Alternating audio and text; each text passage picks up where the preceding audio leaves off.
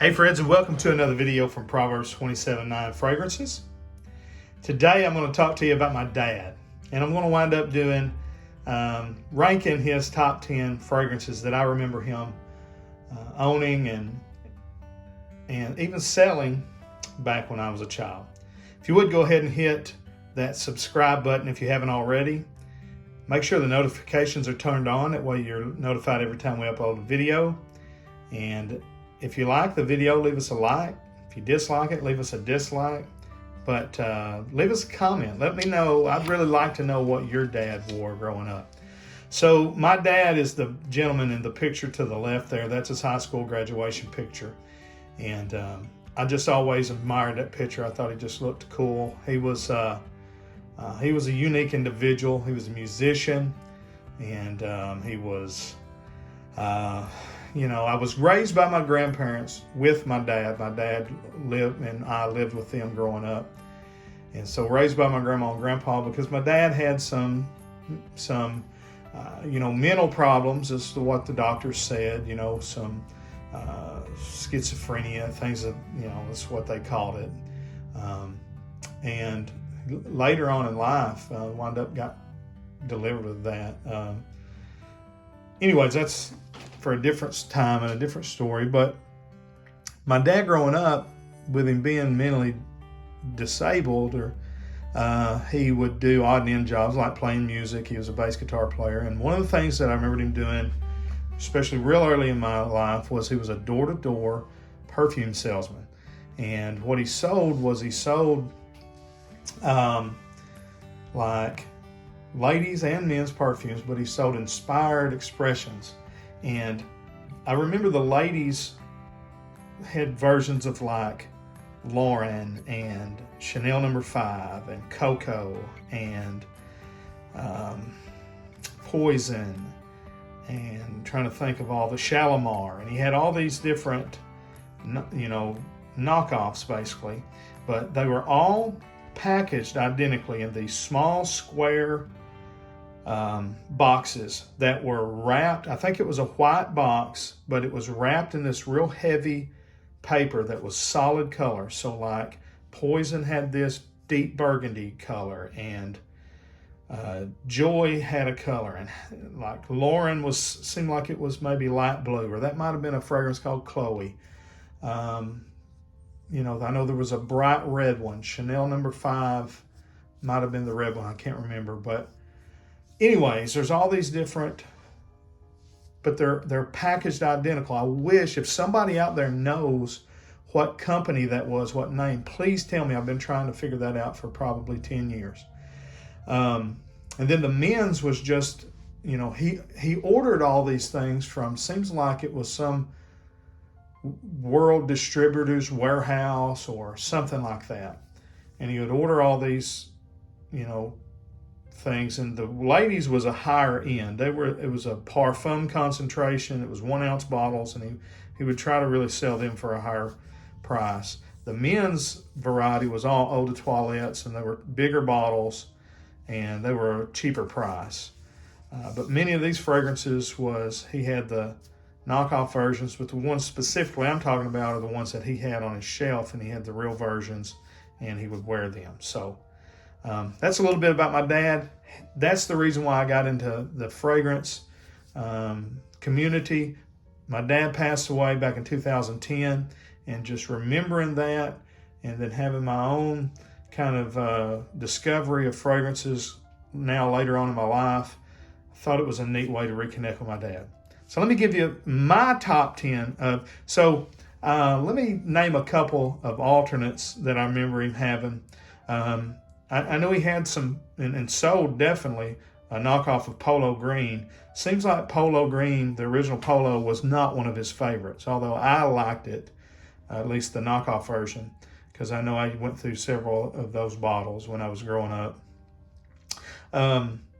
Stetson is one that didn't make this list, because I don't remember Dad wearing Stetson that much. I remember we had it. I think Stetson was more my grandpa's fragrance. Also Old Spice, grandpa's fragrance, but my dad did wear it. And there may be some others, that have now slipped my mind. But let's get in the top 10. So 10, and I'm ranking these on how I feel like they smell. How, this is the 10 of the list of how I would wear these. And some of these I wouldn't wear. But, I've got 10 fragrances here that I'm going to talk about. So starting with the worst to the best. And the best, I kind of blended between how I knew my dad felt about them also with me. And that kind of influenced the top probably 3. So number 10, Royal Copenhagen. And let me tell you something, friends, if you haven't smelled this one, it's a stinker. To me, again, it's a loud, hairy-chested type fragrance, 70s. It came out in 1970. There's people that absolutely love this. It's dated. I was shocked when I didn't read castoreum in the notes because it has a heavy animalic lean to it. And there's no way. I had to go after I did my first impression video, which will be forthcoming on Royal Copenhagen, I literally washed my hand, could still smell it just as strong. So it is, even in the current formulation or whatever I have here, it's still a beast mode fragrance. Couldn't get it off, sanitized it with hand sanitizer, and then sprayed Lysol on it and rubbed it, and I can still smell it. Number 10, Royal Copenhagen. Number 9 is going to be Aramis. Aramis is one of the most popular fragrances, fragrances of all time. It's probably my number 1 most sold decant, but I just can't wear it. Again, another reason, very animalic. It's a leather-based fragrance, but both Royal Copenhagen and Aramis, to me, have that urine type of animalic note. It's not like a sweet honey or leather animalic note. It's more like a urine-esque, kind of like Kouros by Yves Saint Laurent, that people say smell like a urinal cake, and I agree. It's got that fruity, synthetic-y fruity, and then urine-y vibe. It smells like you're smelling a public, urinal. Aramis has a touch of that. It's not nearly as bad or strong as Royal Copenhagen, but to me, it's just a little too dated, and I can't wear it. Number 8, from the house of Calvin Klein, it's Obsession. Obsession has this real nice cinnamon note. It's an oriental, vanilla and some tonka, some woods and things of that nature. The only reason why it's so low is just, again, I'm kind of ranking these on how I would wear them, and based on the other ones, it wouldn't make a high spot on the list. It's just a little too dated for me to wear. I'm going to try to wear it some coming up in the winter though, just to see how it does. All right, number 7, one that I have worn a lot, especially growing up, and that is from the house of Fabergé, and it is Brut. And what I'm doing is, in post, I'm going to put up the bottles that I remember Dad owning. So I'll put a classic, I think sitting here in the background, you can see the plastic Brut bottle, the current one. But Dad had a glass bottle, and he had several bottles over the years. What I've noticed in the new formulations is there's something they're putting in it that makes it smell kind of like pickle juice to me. So that's why it's kind of lower on the list, even though I really like it, or at least I always have, But classic men's fougere, a little bit powdery,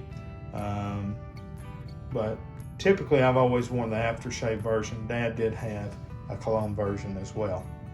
Number 6 spot, one very kin to Brut, and that's Old Spice, the classic Old Spice. And mine back there in the background is a cologne, not an aftershave. It's a spritz, a spray. Again, Dad had both, Grandpa had both.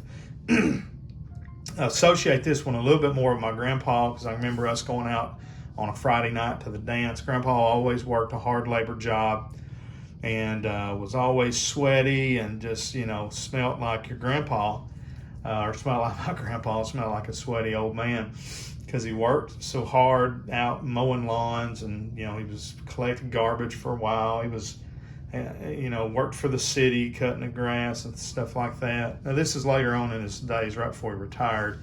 Earlier in his life, he did some factory work. He was a mechanic, He was a dairy farmer when he was young. He was a World War II veteran. Great man. But I remember him getting cleaned up on a Friday. He'd take his bath, his weekly bath or bi-weekly bath, whatever. He would splash on some Old Spice. We'd go to the dance. My grandma and my dad was usually playing. Grandma and Grandpa was there to dance and listen to the music, and I was running around playing the arcade games and playing with my friends. But I remember that Old Spice, and Dad did wear Old Spice quite a bit. Top 5, these are the ones that are most associated with him. Number 5 is one from, I believe it's from Cody, or it may even be Stetson, and it is Preferred Stock. And Preferred Stock, to me, is kind of like, and I'm pretty sure it's Stetson, but it's kind of like their rebuttal to the success of Guy Laroche's Drakkar Noir. So kind of a leathery fragrance with those barbershop tones put in. And I felt like it was always a good, cheap route. If you couldn't afford Drakkar, you could get Preferred Stock, and you was kind of in that same vein. And I know Dad really liked Preferred Stock, and I think he bought it for that similar reason. In fact, I think I remember him telling me that, and that's why it stuck in my mind. Number 4, probably one of the more expensive fragrances my dad owned, from the house of Ralph Lauren, and it's Chaps for Men. And I can remember this is one that I don't know if Dad liked it as much as I did, because I wound up with it. Now, in the Chaps first impression video, I talk about, and it's forthcoming, the reason why I wound up with it, I think, is because the atomizer popped off and we lost it. I probably popped it off and lost it, truth be known, but I'd wind up just using the pointy end of that atomizer to kind of push it down on my skin and get it on me, because it wasn't a splash bottle like the one I've got sitting on the desk there. But Chaps was a kind of a leathery, fragrance, but it also had some fougere qualities to it, lavender and bergamot, dried down with woods and moss, honey, things of that nature. So a little bit animalic, but just really in a good way, good type of animalic fragrance. So that's an old one. It's hard to find, but if you can find these little half-ounce aftershave for about $20 on eBay. Get you one and check it out. Number 3 spot, and this is one that when I did the first impression video with both Chaps and this fragrance, it almost brought a tear to my eye, because this was the fragrance that I've been looking for, that I remembered smelling on my dad growing up and had no clue what it was. It's from the house of Giorgio Beverly Hills. It is Giorgio for Men. And this is a classy, loud, strong, beast mode, well-performing, still in the current formulation, which I think is what I have, fragrance. It is aldehydic, it's clean, laundry with some real nice citruses and some fruit in the top. It's got a real cool opening to it. Then winds up, it lasts forever. The aldehydes stay around for a real long time. Amazingly kind of soapy. Winds up drying down with this kind of classic of the age, honey, oat moss, amber, vanilla, musk, even some tonka. But it's a little dated, and it's a little more, I wouldn't call it a hairy chested, but it is kind of one of those loud 70s, 80s style fragrances, but it's done in a clean, gentlemanly way. And I really like it, and I wore it as my scent of the day yesterday.